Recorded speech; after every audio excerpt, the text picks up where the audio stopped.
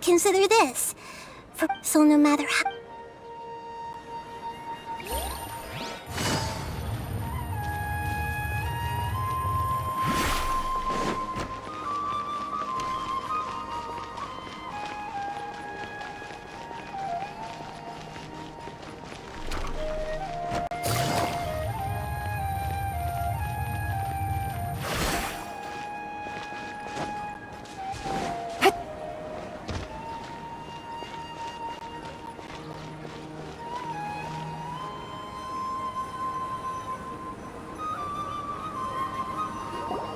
Do you want some alone time to think? Alright then, Paimon won't disturb you.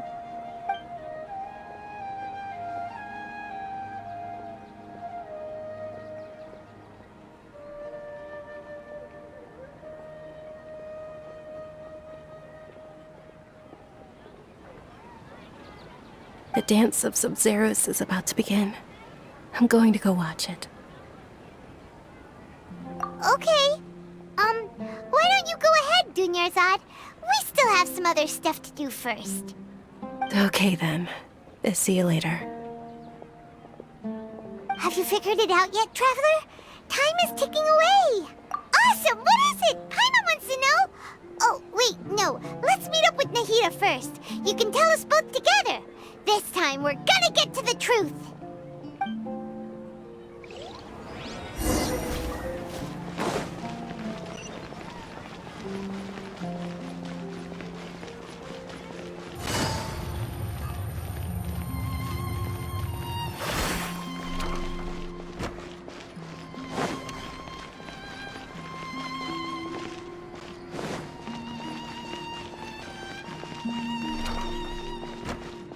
Take it easy.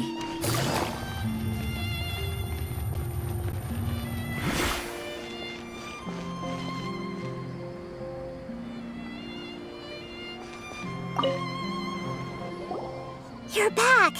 I've been waiting forever for you two. Judging by the looks on your faces, are you ready to take your Sub-Zero's exam and graduate from the festival? Okay, first off, have you discovered the hidden truth?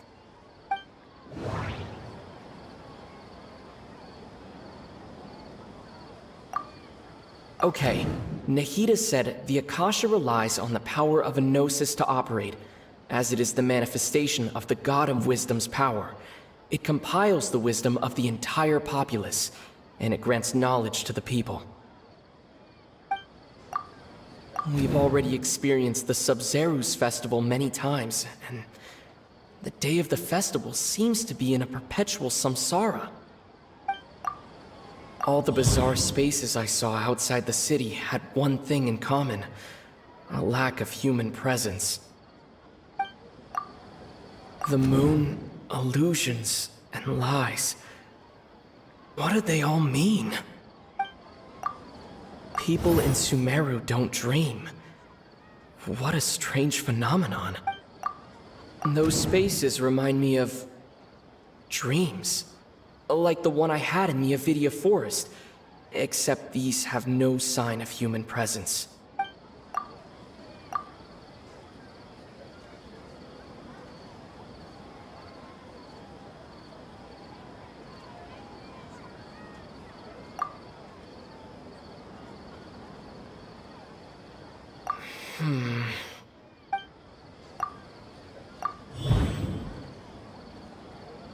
We are all in a dream. It isn't that the people of Sumeru don't dream. Rather, the Akasha is taking their dreams from them.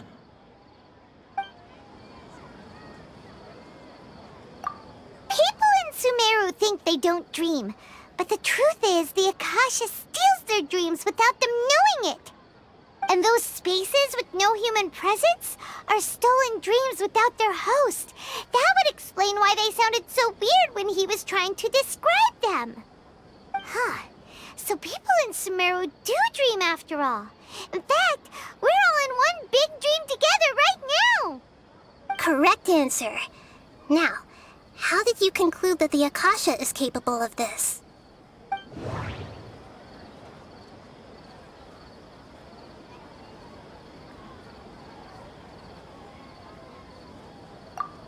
The Akasha relies on the power of a gnosis to operate. It is the manifestation of the God of Wisdom's power. It compiles the wisdom of the entire populace, and it grants knowledge to the people.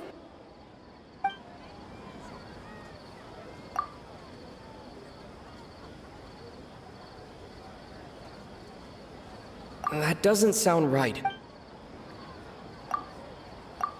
Oh, okay. Those dream-controlling creatures in the forest also get their power from the Dendro Archon, right? That would explain why the Akasha has the ability to control people's dreams, too. But is stealing everyone's dreams really how the Akasha compiles their wisdom? Isn't there anything more to it than that? Dreams are fantastical, complex, and full of imagination. People's brains are the most active when they're dreaming. In other words, dreams are rich bundles of human wisdom. So, in other words, the complete opposite of how Hypatia understood it. Paimon remembers her saying that the sages think dreams are foolish delusions, and the fact that no one dreams is a blessing from Greater Lord Rukkhadevata. So it was all a dirty trick? The real story is that the sages from the academia are using the Akasha to steal people's dreams for their own use, huh? Oh? By the sounds of it, you understand the current situation pretty well. So then, what about the samsara? The beep is a prompt tone for Akasha operations. We still hear it every night, even though we removed our Akasha terminals. Those spaces kept disappearing before my eyes. But as soon as that beep sounded, many more spaces materialized. Those dreamscapes kept vanishing, but as soon as that beep sounded, more new spaces appeared. The Grand Sage said, "Go celebrate the birth of that god to your heart's content." Did he mean something more? My mind feels exhausted, even though I haven't done too much thinking. We've already experienced the Sub-Zerus festival many times, and...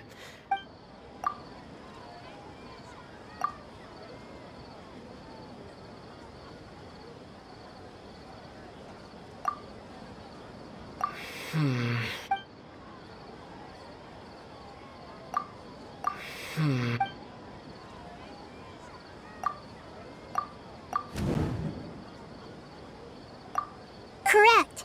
The Akasha is keeping each person's brain in a constant dream state, but also separating their consciousness from their own dream. Their disembodied consciousness is placed inside the collective dream of the Sub-Zerus festival along with everyone else's, while their now vacant dreams are harvested by the Akasha. No one is any the wiser as another day passes in the dream, and so begins another samsara cycle. People wake up to yet another dream about the Sub-Zerus festival.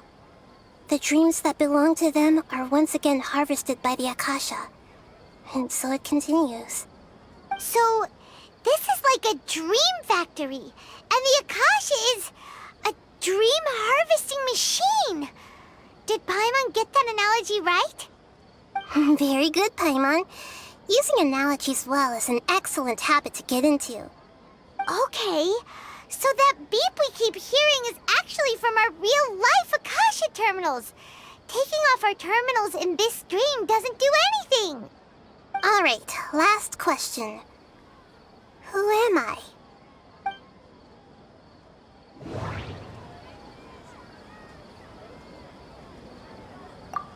They say that alchemical divination is the Dendro Archon's divine revelation. So then, if Nahida has referred to herself as the moon... Now that I think about it, wasn't illusions a hint that we're all dreaming? Now that I think about it, wasn't illusions hinting at the sage's deception of Sumeru's people? So you noticed. I thought that one would be the hardest question. That's why I put it last. wasn't hard at all. Even Paimon guessed that. Everything about you is different. We just didn't want to expose you is all. Now that you mention it, Nahida, you've been hinting to us since the very beginning. It's funny, thinking back to when we were asking all over the place for info about Lesser Lord Kusanali. Paimon didn't expect to meet you like this. Yes, those can wait until we're back in real life. On the other hand, I'd be happy to answer any more questions you have about here and now.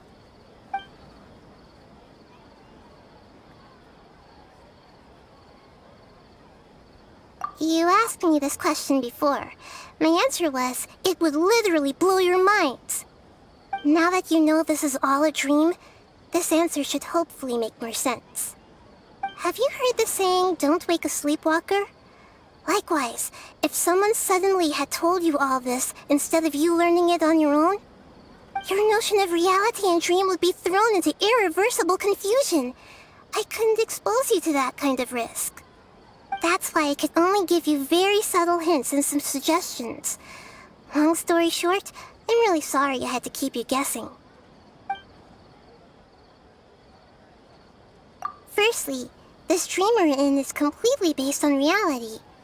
People have already experienced this Sub-Zero's festival, so it would be very difficult for them to find anything that strikes them as surreal. Secondly, you're probably wondering why people don't have any memories from earlier samsara, right?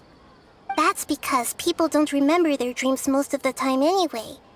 And in any case, their actual dreams are being taken away from them by the Akasha. So whenever they wake up in this dream of the Sub-Zero's festival, they don't remember anything from their previous identical dream. That reminds Paimon. Traveler had a dream when we were in the Avidia Forest, but couldn't see what it was about after waking up. Is that an example of what you mean? Yes. Only after receiving the blessing of Dendro can a person gain the Dendro element's dream-enhancing power. That explains the feelings of deja vu.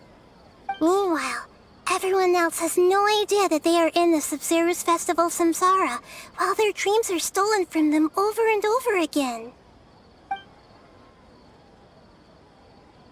Can humans really keep dreaming forever like this? Will it ever end? And if so, when? We might say your mental fatigue has already answered this question. Eventually, there's only so much that people can tolerate.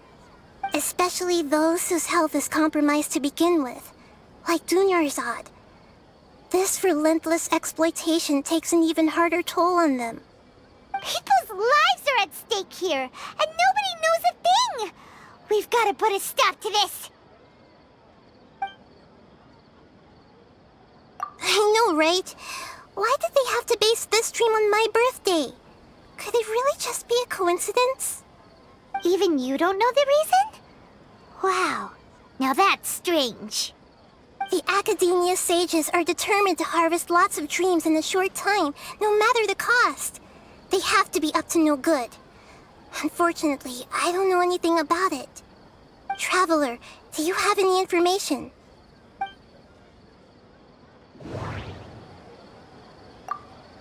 Those spaces remind me of dreams. Okay, Nahida said the Akasha relies on the power of a gnosis to operate, as it... The Grand Sage said, go celebrate the birth of that god to your heart's content. Celebrate the birth of that god? Could it mean...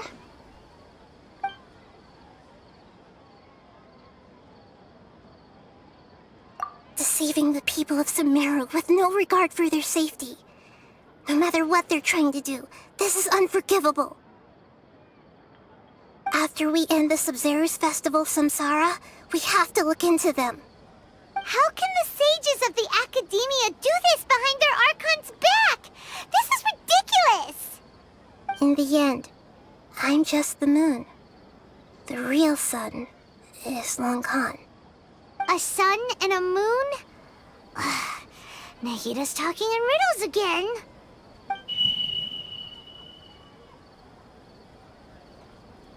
Oh, we're out of time today! you how to break free of the samsara tomorrow. See you then.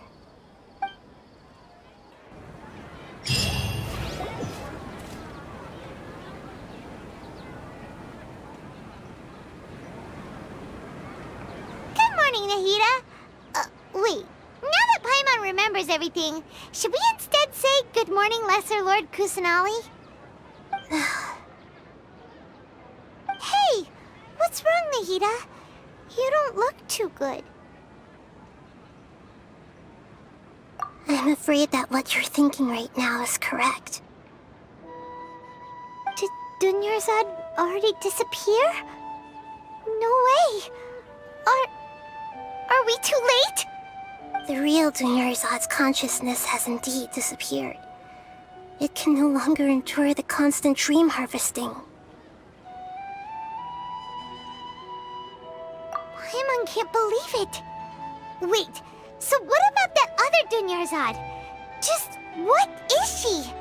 Is she also going to disappear? She's actually something like a puppet, but not completely. The real Dunyarzad's consciousness could no longer keep playing her role in this dream. So another Dunyarzad appeared to replace her in the dream. Just like the grass and the trees, that Dunyarzad is just a building block of the dream that helps to keep it going. But personality-wise, she's nothing like the real Dunyarzad. Puppets are stiff, and can't copy a living person's vitality. After all, they're just there as filler. You know, speaking of which, the old Dunyarzad might not have been too different from a puppet. Dunyarzad truly believed that she met you within her consciousness, and it was you who inspired her. So you do remember her after all. Yes. Back then, her family was overly protective of her. No one cared about her personality or thoughts. It was as if she only lived to stall her Elazar. I just gave her a little wisdom so she could look at life in a new way. So that she could be her own person. But even so, she's still far from it. I'm still a long way off from being a real Archon. I couldn't even save her. If I were a competent Archon, I wouldn't have let my most faithful follower die at the Sabzeruz festival with so many regrets. Please don't beat yourself up over it, Nahida. It's the sage's fault, and theirs alone. I'm not beating myself up. All I did was to rationally observe the distance between myself and a real Archon. Don't be like that, Nahida. Even real Archons are still allowed to be sad.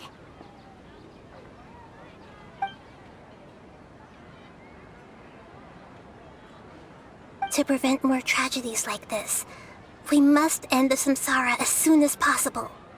Great, but how do we do that? Although the Sabzeruz festival dream is under the Akasha's control, only humans can dream. Even the Akasha is unable to create them. That means this dream belongs to a host who created it.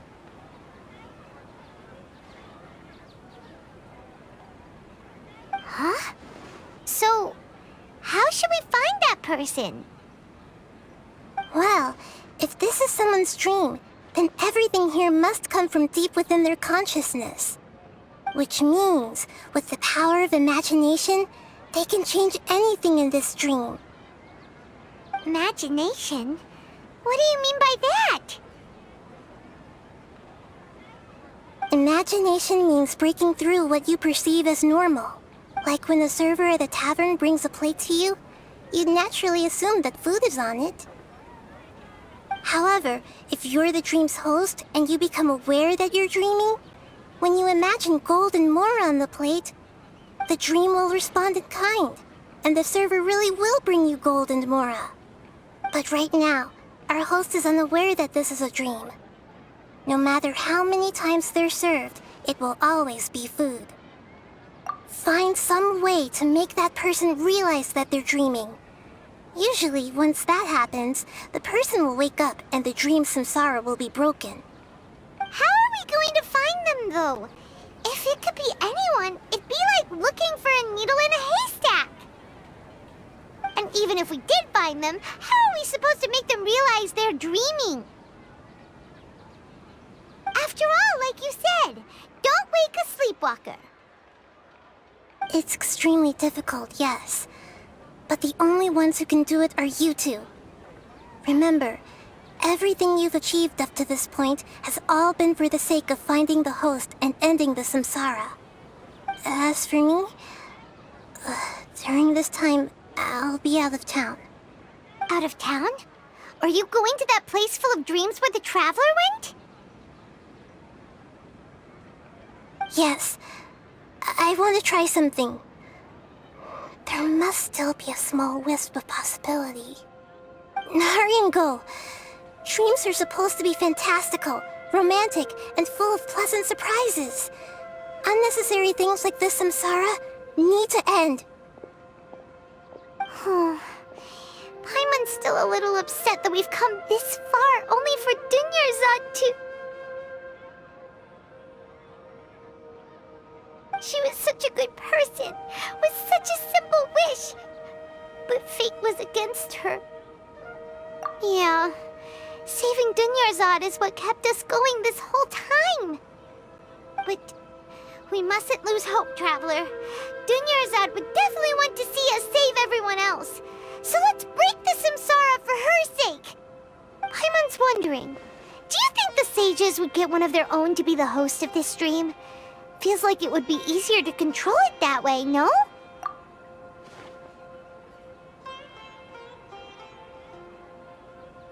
Huh. That's true. Plus, the sages probably weren't counting on there being other factors beyond their control, like Nahida and us. So, who do you think the host of the dream is? Oh, that would make sense. Ferris, the Knight of Flowers, is a symbol of the whole Sub-Zero's festival, right? Pretty core character. Let's go ask him some questions, shall we?